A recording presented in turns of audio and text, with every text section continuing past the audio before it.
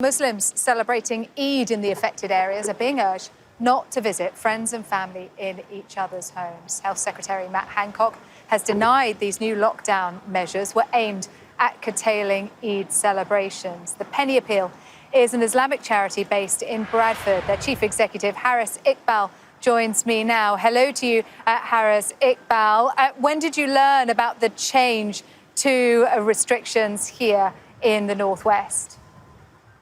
Hi, Sarah. Well, like many other people, we and myself heard about the change that was announced later part of yesterday evening, which was through the Twitter and the tweet that came from the government announcing some of the changes that they were making.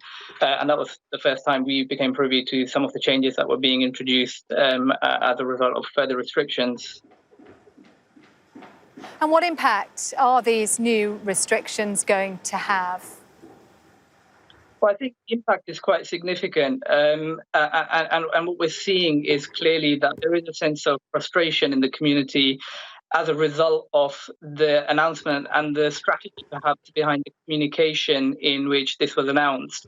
I think fundamentally, the Muslim community has been at the forefront of responding to COVID-19. I know Muslim charities up and down the country have been supporting vulnerable communities. We've seen the frontline workers and some of them who tragically lost their lives in the very first phase of COVID were from the Muslim community too.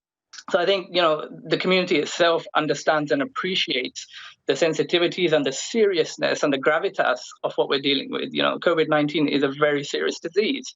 But in the circumstances that this came about, people had plans for Eid, which is today. On the eve of Eid, this was announced around 9 o'clock, and people had plans, people had bought gifts, people had, family meetups scheduled. And that in itself has created a sense of frustration, a sense of challenge in the way that this came about.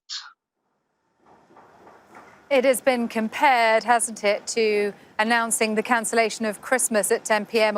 on Christmas Eve. The Health Secretary has denied that the measures were designed to deliberately target Eid, but certainly with family gatherings now outlawed, those would have gone ahead and they would have caused greater risk and potentially a further uptick in numbers, wouldn't they?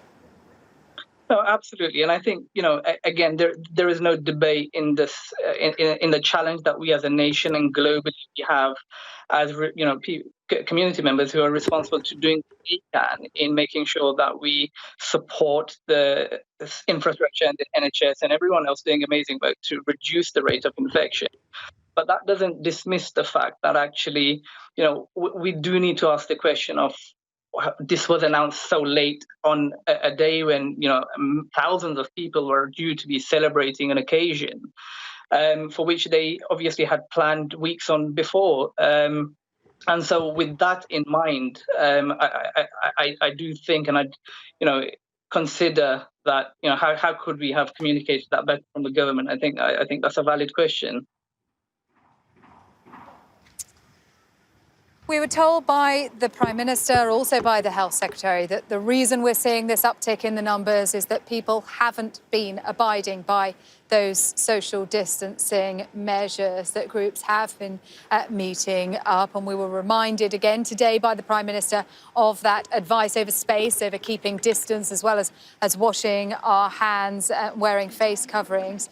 There are fines, but I wonder how much you think people will abide by the new restrictions. So, looking back at the way COVID-19 came about and how the nation has responded, I think, people have responded in an amazingly supportive way. We've seen communities get together in a way and follow restrictions and limitations as much as practically possible. Now, equally, we have seen, and we've all seen images of seasides flooded and, people attending those sites and various other site settings where people have gathered in large crowds.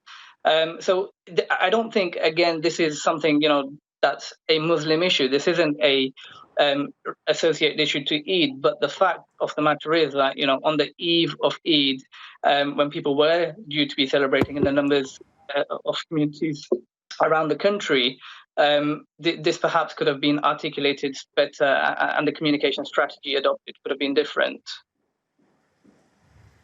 Okay, Harris. Iqbal, thank you very much indeed for your time today. So a very different Eid to that had been anticipated, and a very different weekend indeed for many businesses.